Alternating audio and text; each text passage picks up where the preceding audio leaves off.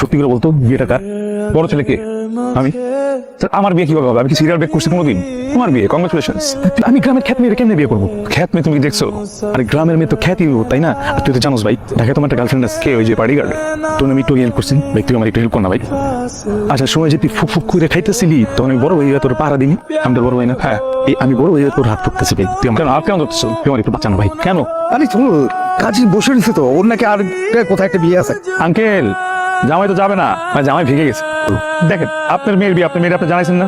হ্যাঁ, আমার আব্বার দোষ, আব্বা তো জানায় না। এই 2023 সালে একটা ছেলেরা বলি সারপ্রাইজ তোমার বিয়ে, তাহলে মানবে কেউ? যে কথা বলি, হ্যাঁ শোনেন, আপনার সাথে কিন্তু আমার বিয়ে হওয়ার কথা ছিল না। আপনার সাথে আমার বিয়ে একটা অ্যাক্সিডেন্ট।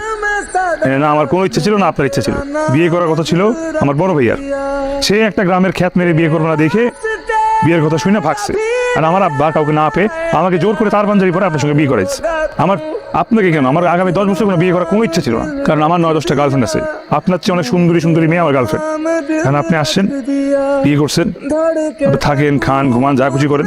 যখন মনে হবে যে আপনার এখানে থাকা খাওয়া শেষ, চলে যেতে ইচ্ছা করবে, আপনি ডিভোর্স দিয়ে আমাকে চলে যাবেন, কোনো আপত্তি নেই আমার।